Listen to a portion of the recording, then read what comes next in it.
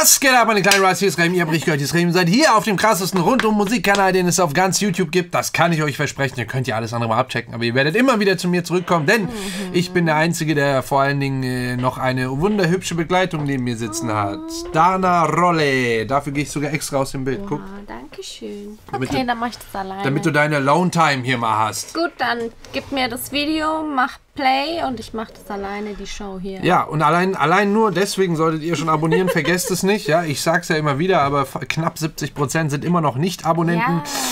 Das kann ja nicht sein. Aber Leute, wir kommen heute zu eurem lang ersehnten Video Exit. Erstmal guten Morgen natürlich. Wunsch, ne? Wir können auch guten Morgen sagen. Stimmt, ist ja guten Morgen. Falls das Video kommt, wenn es released wird. Guten Morgen, wir gucken jetzt Exit mit ihrem neuen Release-Comeback-Song. Haben irgendwie viele geschrieben. Echt? Ja, aber... es hatten sich schon sehr viele von euch Exit mal gewünscht mit anderen Songs.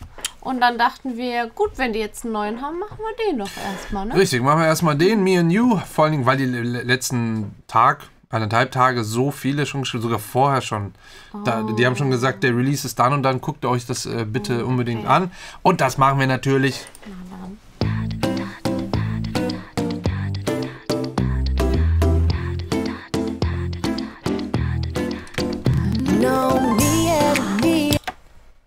Was?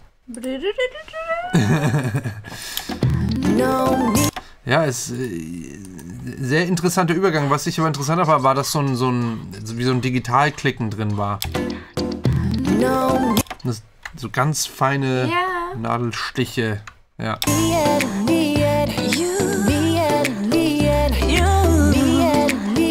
Hörst du laut genug? Hörst du laut genug? Ja. Das läuft immer noch.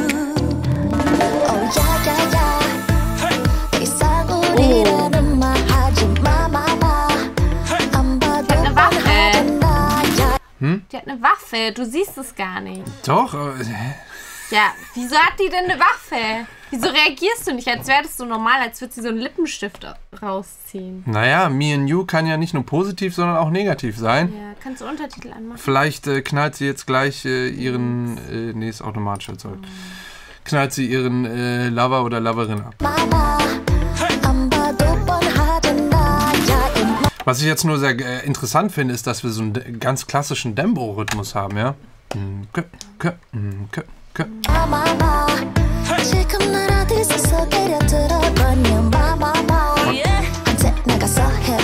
Hier sah es gerade aus kurz wie ein Lippenstift. Und dieser Dembo-Rhythmus ist ja übrigens sehr, sehr viel benutzt im Dancehall, vor allen Dingen und so in Reggae-Musik und sowas. Ich dachte, es wäre ein Lippenstift. Ja, das ist auch gut. Vielleicht dreht sie es jetzt noch und dann kommt dann...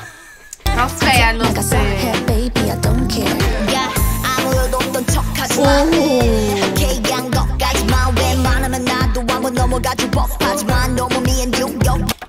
Was hat sie an? Ein Hochzeitskleid? Nein, sie hat ja eine Hose. Ah, stimmt. Und so ein Bustier mit Perlen und Diamanten und... Es wirkt nur so wegen dem Schleier, ne? Ja. Stimmt. Richtig cool. Ja, hier sieht das gut aus. Guck mal. Ja, Wahnsinn. Oha. Selbst die Handschuhe sind hier noch so bestickt, ne? Mit, nicht schlecht.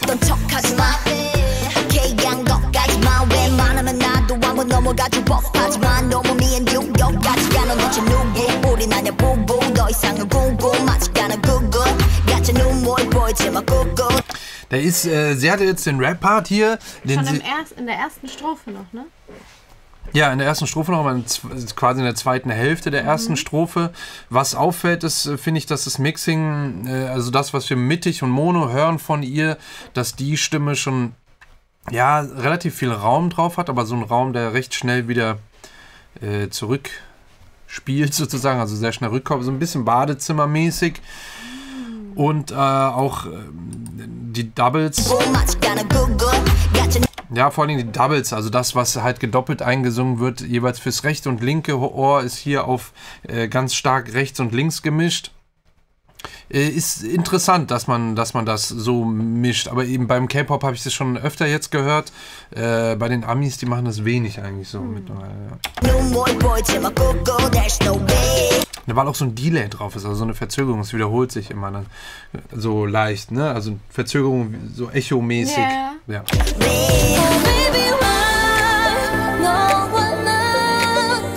Ganz klassisch hier natürlich Kameraausfall.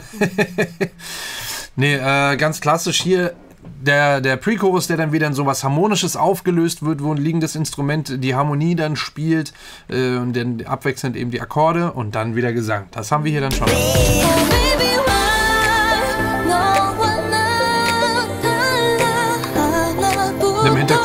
Im Hintergrund noch so ein Synthesizer, der so Arpeggiator nennt man das.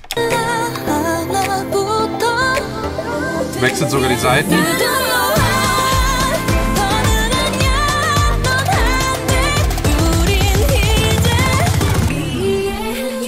Drop.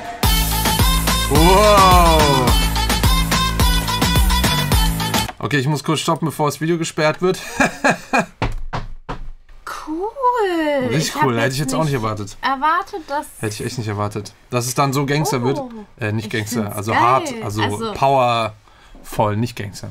Vor allem, weil es vorher jetzt so relativ soft war und eben so einen Dembo-Rhythmus hatten. Warte mal. Ich wollte eigentlich... Ne, hier haben wir so einen typischen White Noise Riser, der aber auch die Seiten wechselt. Auch interessant, oft macht man das beim Riser eigentlich selten so, dass man... eigentlich geht der so hoch, ne? So. Ja, genau, aber halt so in so einem festen Stereo-Klang. Hier wechselt der aber ein bisschen die Seite. Der macht... Ja, hört man nicht so oft, aber kann man halt eigentlich auch machen. Stimmt, ist eigentlich auch ganz cool. Und das als Übergang eben in die nächste... in den nächsten Part oder in die zweite Hälfte des Pre-Chorus, wo dann jetzt Dampf gemacht wird. Kick. Die ganze Percussion. Auch geil dann hier wird dann so eben in den Drop nochmal so ein Downer, nicht unbedingt ein Sub-Downer. Also mit Sub-Downer ist gemeint eben ein Sub-Bass, der eben dies macht. Der von, so, ich sag mal, Frequenzband weiter oben anfängt, so Mitte und bis runter in den Bass, Subbass reingeht und dann eben dieser Klang kommt. Versteht man das? Ja. Genau. Nice.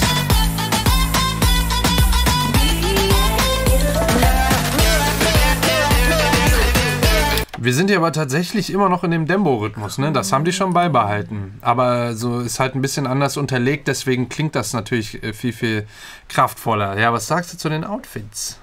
Ich schalte mal auf die große Übersicht um. Sind nette Hochzeitsoutfits, also es nice.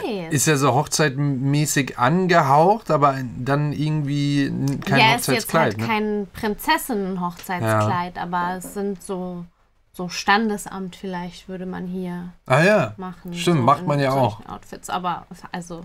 Würdest du so zum Standesamt gehen? So ja. Echt? So ja. Ja?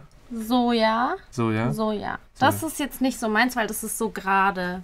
Ja. Aber die anderen finde ich cool, vor allem ihre Schuhe. Kann sein, dass es die... wie heißen die? Ich glaube Amazon... von Aquazzura.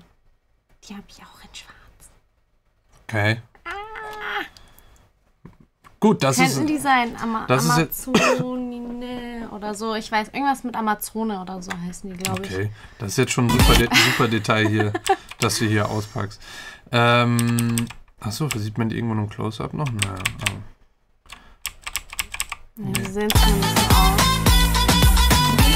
Geil. Ja, wir haben im Hintergrund diesen Vocal Chop, der eben dieses macht und dann in der zweiten Hälfte ist der einfach tiefer gepitcht, also in der Tonhöhe runtergesetzt um eine Oktave.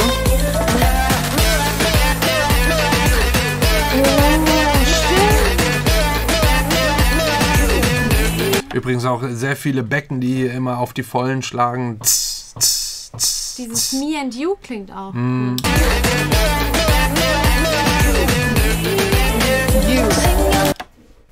Ja, die haben ja...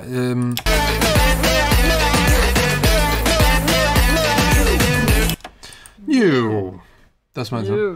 Ja, das mit so einem Tape-Stop-Effekt mäßig. Also da gibt es verschiedene Plugins, die haben alle verschiedene Namen.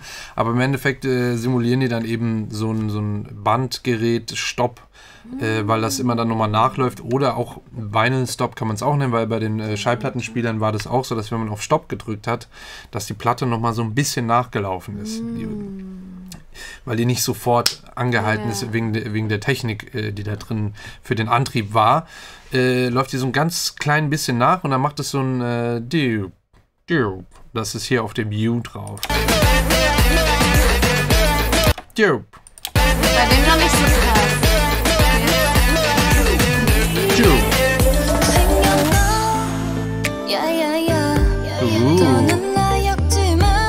Das ist jetzt die nächste Strophe, ne? Schöner. Auch hier die Doubles dann schön auf rechts-links gemischt. Da hat man immer so einen Wechsel, das ist ganz schön.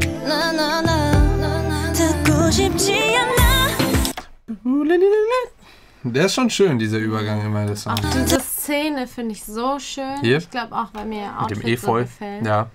Ja, aber ich finde es so geil in diesem alten Ledersessel in Rot und dann diese Plastikplane da drüber. Ja, da ist überall ein Message dahinter. Das ist sehr, sehr klar. Leider verstehen wir den Text nicht. Egal, ich finde es wunderschön. Ich liebe es.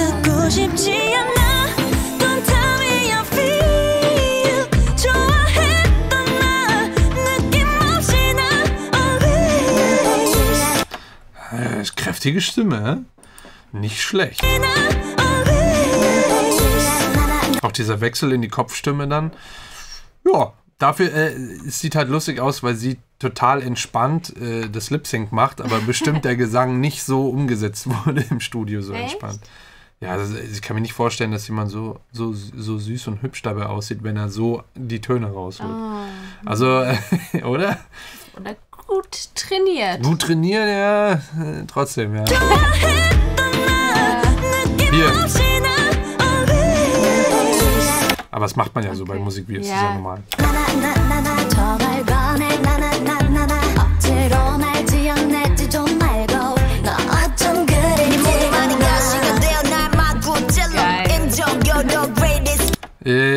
Jetzt haben wir hier, war das vorher auch schon, dass wir... Auch interessant hier. Wir haben, während der Akkord gespielt wird, haben wir so einen Pitch-Down, also so einen Live-Pitch-Down von dem Instrument, das hier die Harmonie spielt. Die ist ein und das macht dann hier am Ende macht's also, ja, hören wir genau hin.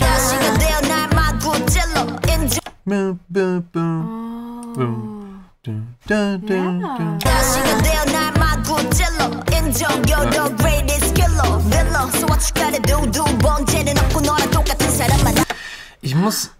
In dem Shot dazwischen hatte sie die Schuhe ausgezogen, die standen daneben. Und jetzt hat sie wieder an. Hä? Stimmt. Wieso? Keine Ahnung. Auch geil. Grüner Nagellack. Geil, ey. Neongrüner Nagellack. Ja. Ich wollte irgendwas vergessen.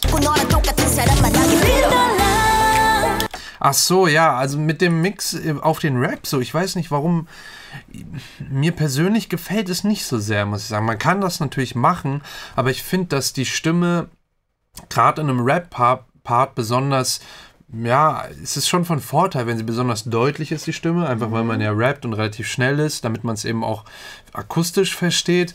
Und es hat irgendwie einen direkteren Effekt, wenn nicht so ein sehr kurzer Delay, also so eine kurze Verzögerung drauf ist.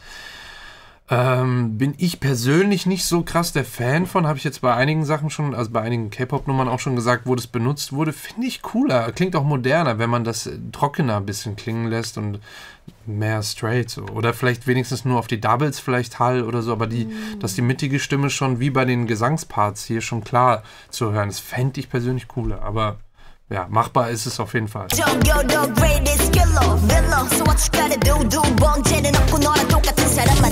Ja, es ist wirklich nur auf den Doubles, wo dann dieser Delay drauf ist.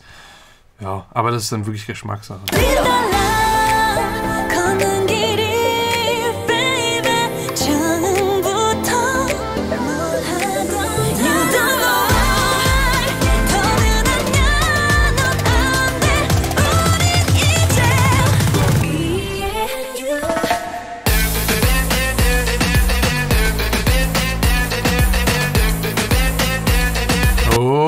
Was sehen wir denn da? Jetzt wird's bunt auf einmal. Was hast du jetzt? Ich liebe Neon Pink. Nice, auch mit den Kontaktlinsen. Das sieht richtig krass aus. Auch so geil hier mit dem Verlauf von ihren Haaren, so zu orange und dann der orangenen Spange. Ah, stimmt, ja. Voll gut. Nicht schlecht. Krass. Auch hier so die geflochten, wie sagt man? Braids, ja. Und dann noch so weiß mit reingeflochten. Ah, ja. Krass. Nicht schlecht.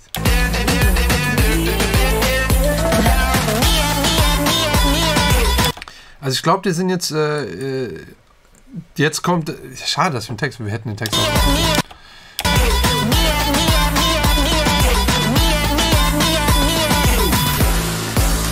Oh! Das sind halt so typische Brass... Also Blazer-Sektionen, die so diese Hardcore-Monster-Brasses, die richtig Alarm machen immer. Die hören wir auch sehr gerne im K-Pop, aber eben auch in anderen internationalen Produktionen, wenn es immer darum geht, wenn man abreißen möchte.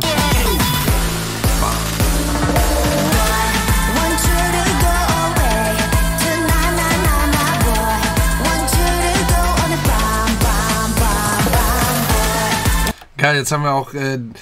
komplett noch so ein Chor, wo die Mädels dann alle jetzt hinten ne, haben wir hier dann drin. Das ist harmonisch hier nochmal unterlegt bei diesem Part.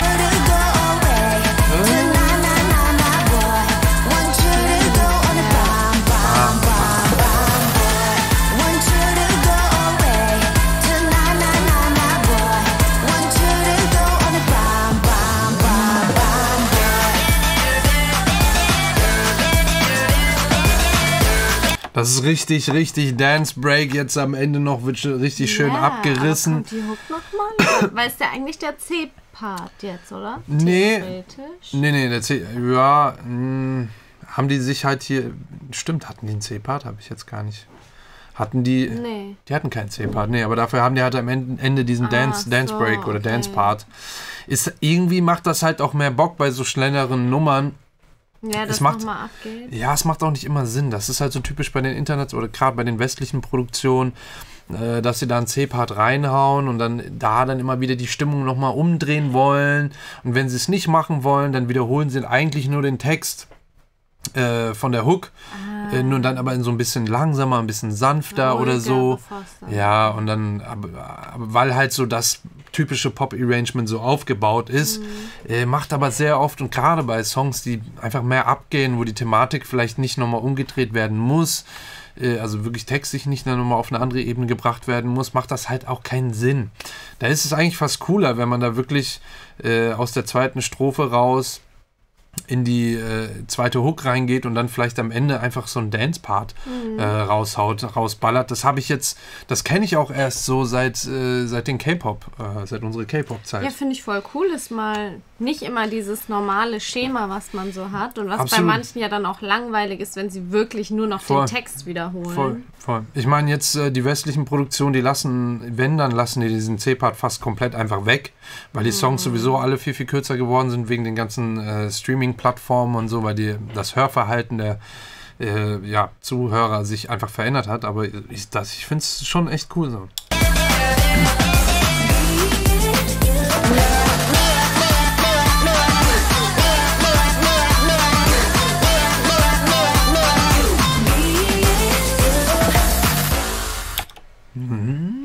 Other steht nur drauf. Aber geil, ist ja ein geiler Effekt, auf eine Jeans sowas drauf zu machen, dass es dann im UV-Licht leuchtet.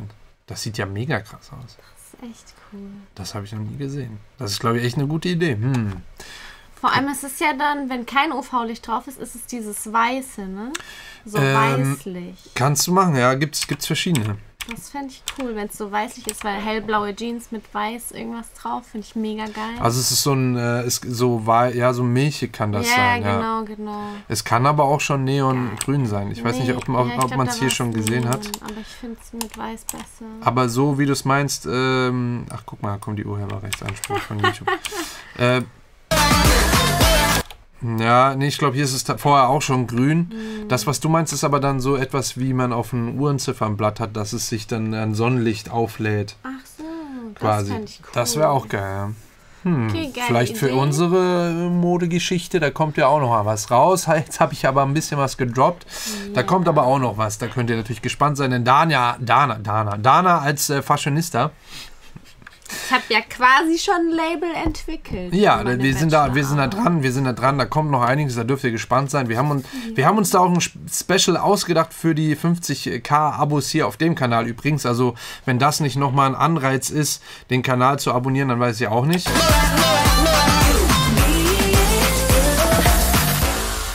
Nice.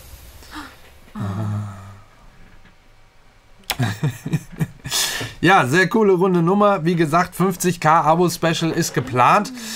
Hier auf YouTube 50.000 Abo-Special. Wir haben ja ein bisschen noch zu tun. Nicht verschlafen, lohnt sich auf jeden Fall. Hier gibt es jeden Tag Minimum ein K-Pop-Video. Ihr wisst es ja. Ansonsten gibt es alles hier querbeet. Gestern habe ich einen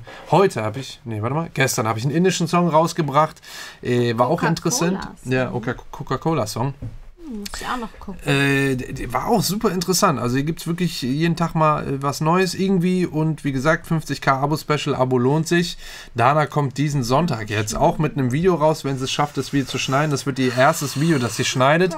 Gedreht haben die Mädels es schon. Ich sage extra Mädels, weil es waren 2. Ihr könnt euch vielleicht sogar denken, wer es noch war. Seid gespannt und abonniert auch Danas Kanal und vergesst unsere Instagram-Accounts nicht. Die schlafen so ein bisschen, habe ich den Eindruck. Boah, ja. Weck die mal ein bisschen auf. Ohne Witz. Also ich meine, unsere Instagram-Kanäle schlafen, weil unsere Zuschauer keine Lust auf unser Instagram haben. Okay, gut, dann bis zum nächsten Video.